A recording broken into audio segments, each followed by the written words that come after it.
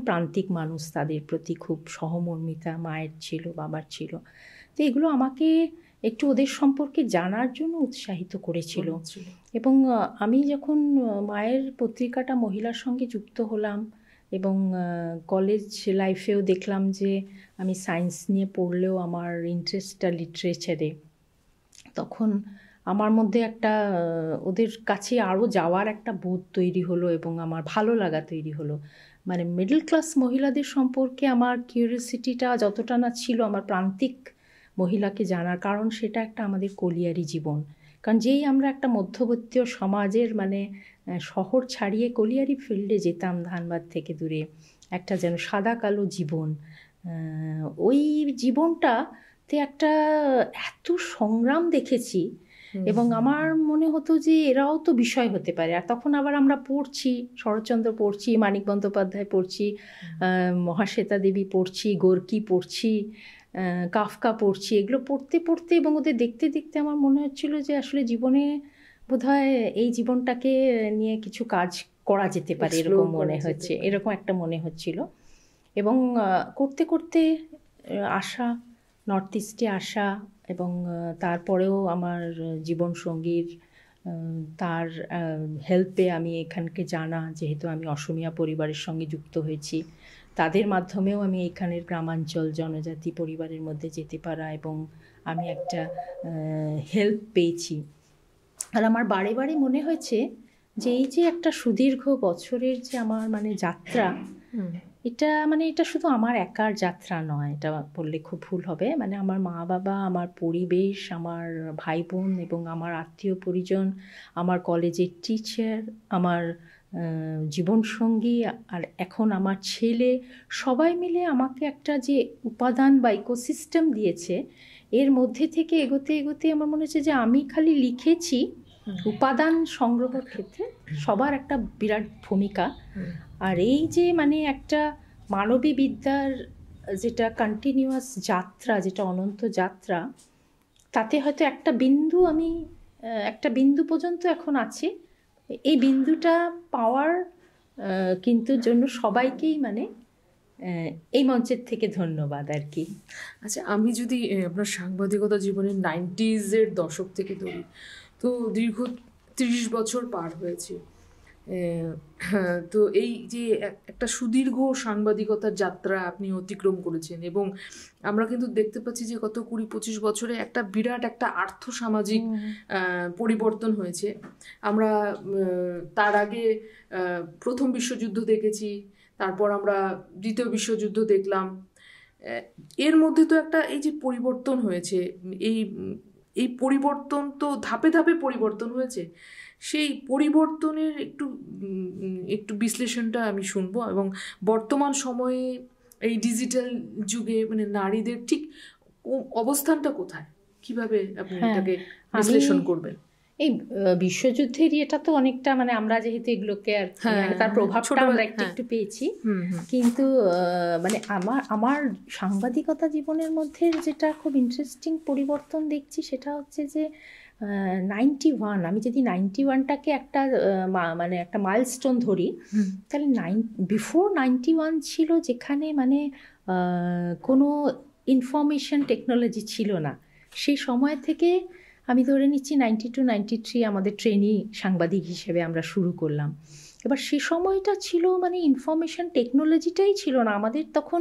আজকে যেটা ছেলেমেয়েরা সাংবাদিকতা সম্পর্কে পড়ছে, ইনফরমেশন সায়েন্স, আমরা কিন্তু সেখানে সেই রকম আমরা একটা ইনফরমেশন রিলেশন বলে পড়তাম এবং তাতে একটা চ্যাপ্টার শুধু জার্নালিজমের থাকতো। এই যেটা ডিফারেন্স, এবং আজকে তো আমরা একটা পুরো ইনফরমেশনের মধ্যেই আছি, সকাল থেকে রাত পর্যন্ত ইনফরমেশন আমাদের কাছে চলে আসছে। আর আমাদের কিন্তু প্রাথমিকভাবে শেখানো হতো যে how to collect news, information খুঁজবে কীভাবে।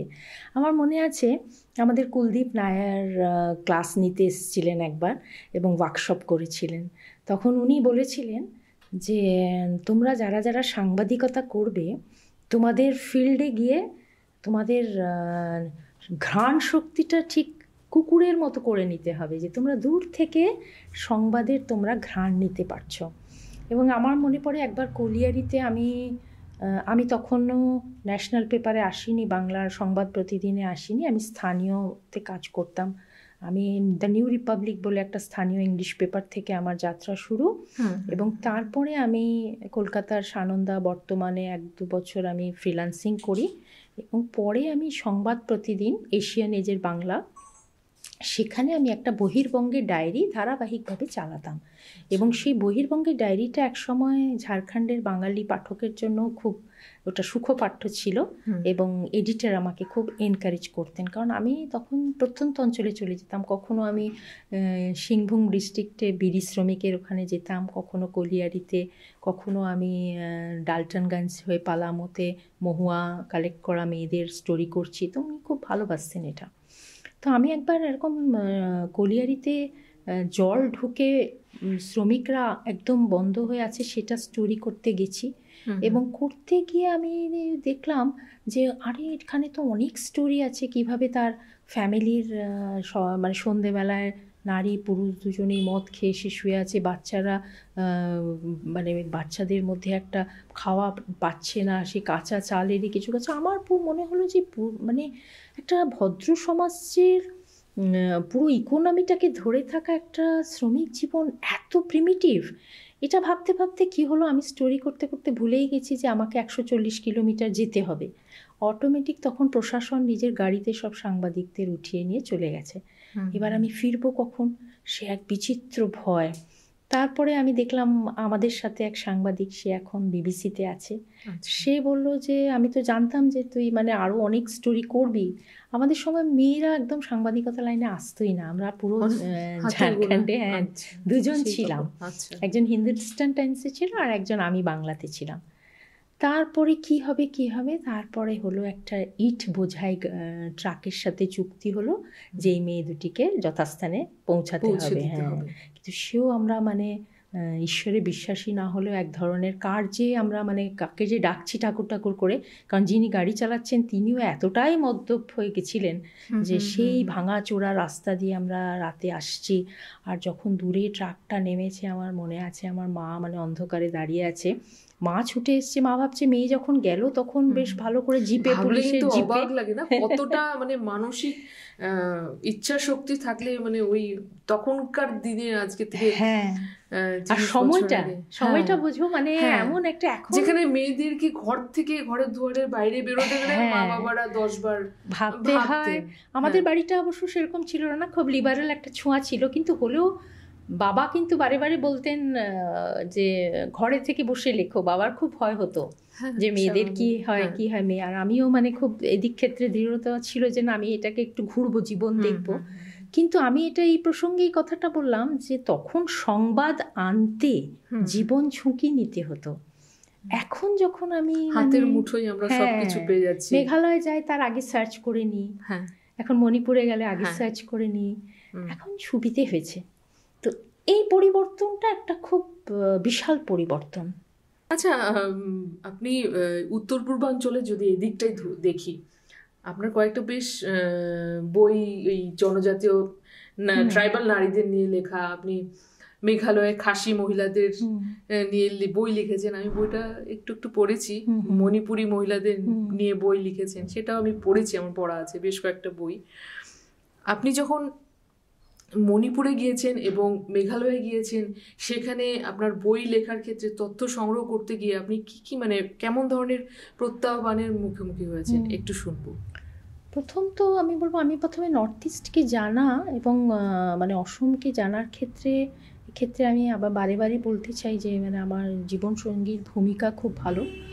ওনার যেটা নাম ভাস্কর বড়ুয়া, উনি আমাকে অনেক মানে কিভাবে জনজাতি সমাজকে দেখতে হয়, কিভাবে একটু প্রাথমিক হোমওয়ার্কটা করতে হয় প্রথম দিকে, কিন্তু একটু কয়েকটা বিষয় খুব হেল্প করেছিলেন।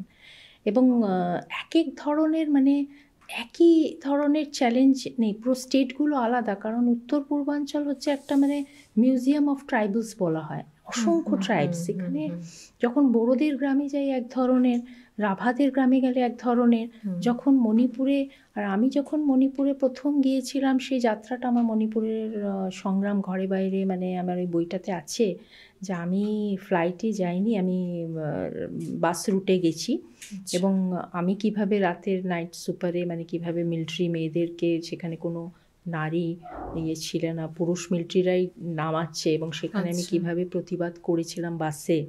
এবং অনেকেই আমাকে বলছিলেন, আমার মনে পড়ে এক বাঙালি ভদ্রলোকও ছিলেন, উনি ডিমাপুর থেকে, উনি বলেছিলেন আপনি বলবেন না এই অন্ধকারে যদি আপনাকে নামিয়ে এখন মেরে ফেলে আপনি কি করবেন?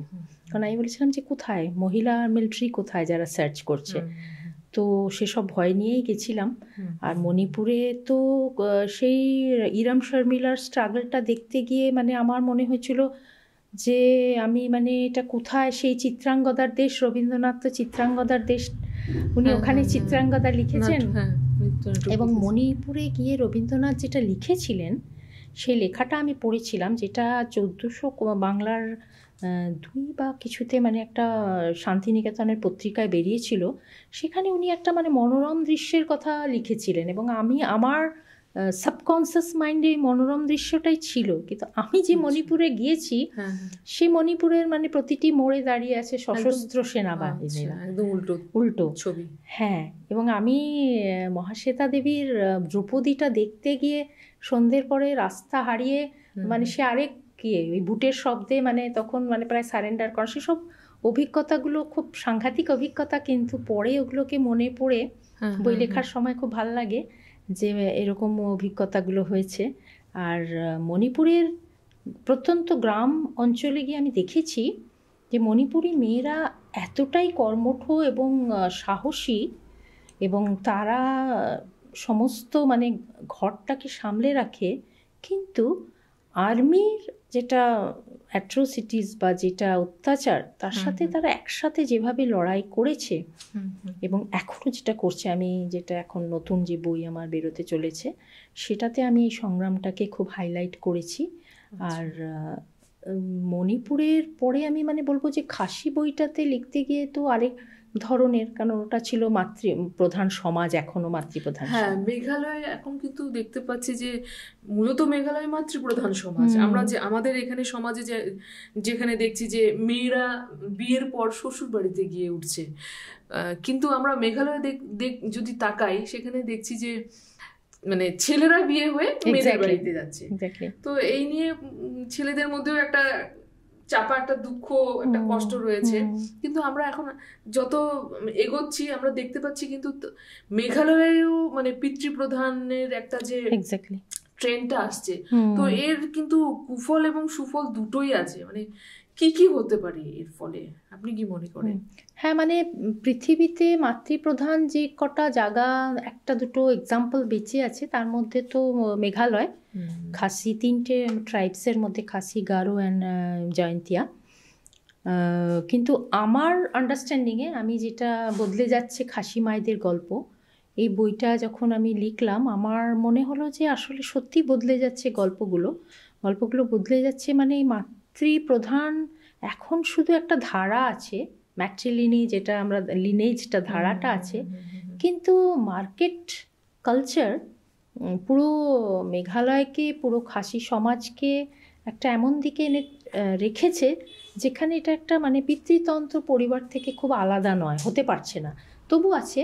কিন্তু কোথায় কোথায় চেঞ্জগুলো বেশি হচ্ছে, যেমন এই বিবাহ যেটা বললে তুমি, যে পুরুষদের মনের মধ্যে, হ্যাঁ, পুরুষ সাংবাদিকরা সাথে কথা বলতে গিয়ে তারা অনেক দুঃখ প্রকাশ করেছে যে আমি কেন আমার চিরজীবন আমার বাবাকে দেখলাম অন্য পুরুষ হয়ে আছে, মামা এত বেশি পাওয়ারফুল।